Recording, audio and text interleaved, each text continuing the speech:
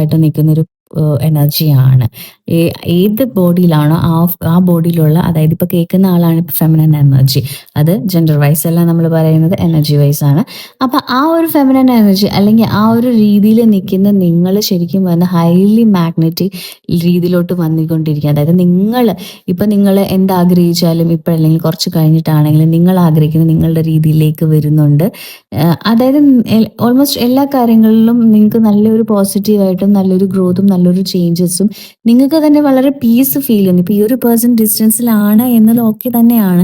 പക്ഷേ എങ്കിലും ഇതെല്ലാം എൻ്റെ അടുത്തോട്ട് വരും, അല്ലെങ്കിൽ എല്ലാം ഓക്കെ ആവും എന്നൊരു ഉള്ളിൽ നിന്ന് തന്നെ നിങ്ങൾക്കറിയാം. മനസ്സിലായോ?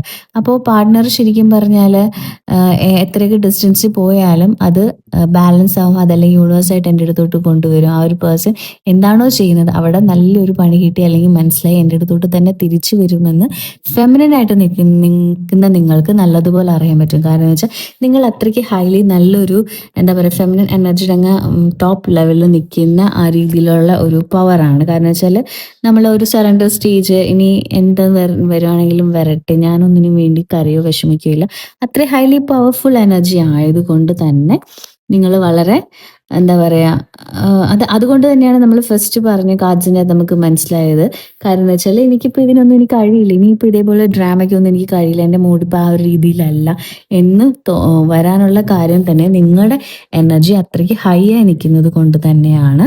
ശരിക്കും പറഞ്ഞാൽ ഈ ഒരു പേഴ്സണ് നല്ലൊരു അറ്റാച്ച്മെന്റ് നിങ്ങളോടുണ്ട്. നിങ്ങൾ നഷ്ടപ്പെടുന്നത് ഒരു ഫിയർ ഓഫ് ലോസ്, അല്ലെങ്കിൽ നഷ്ടപ്പെടുന്നതിൽ ഓർത്ത് അയാൾക്ക് ഒരുപാട് സങ്കടമുണ്ട്. പിന്നെ വിട്ടുകളയും, അതായത് നിങ്ങൾ വിട്ടുകളയും അല്ലെങ്കിൽ ഞാൻ വിട്ടുകളഞ്ഞു കഴിഞ്ഞാൽ എന്താകും ലൈഫിനെ പറ്റി എന്നോർത്തിട്ടൊരു ഭയമുണ്ട്. കാരണം എന്ന് വെച്ചാൽ ഈ ഒരു പേഴ്സൺ ശരിക്കും പറഞ്ഞാൽ നിങ്ങളോട് മാത്രമായിരിക്കും അയാൾ ഇങ്ങനെയൊക്കെ കാണിക്കുന്നത്. മനസ്സിലായോ? അയാളുടെ ചുറ്റുമായിട്ടുള്ള ആൾക്കാർ അയാളെ മാക്സിമം കുഴപ്പത്തിലാക്കി ഉപദ്രവിക്കുക, നശിപ്പിക്കുകയൊക്കെ ചെയ്തുകൊണ്ടിരിക്കുന്ന ഒരു പേഴ്സൺ ആണ്.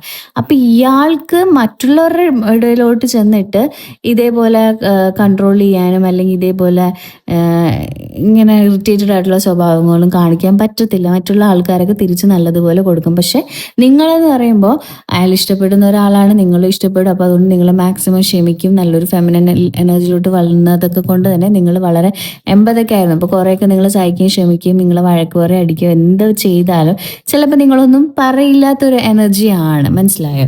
അപ്പോൾ അത് എല്ലാവരുടെ അടുത്തും നടക്കില്ല. പക്ഷെ അത് നിങ്ങളുടെ അടുത്ത് ആയതുകൊണ്ട് തന്നെ അവർ ആ ഒരു രീതിയിൽ നിങ്ങളെ മാക്സിമം ഹേർട്ട് ചെയ്യുന്നതും അങ്ങനത്തെ തരത്തിലുള്ള ഡയലോഗ്സ് എടുക്കും. അതുപോലെ തന്നെ പ്രവർത്തിക്കുകയും ചെയ്യുമായിരുന്നു. അങ്ങനത്തെ ഒരു എനർജിയാണ്. അതായത് നിങ്ങളെല്ലാം സഹിക്കും, നിങ്ങളെല്ലാം കേൾക്കും, നിങ്ങളൊന്നും പറയില്ല, നിങ്ങൾ പോകില്ല എന്നൊക്കെ ഒരു ഇതുണ്ടായിരുന്നു. മനസ്സിലായോ? ഇങ്ങനെയൊക്കെ ആണെങ്കിൽ പോലും കൂടുതലായിട്ട്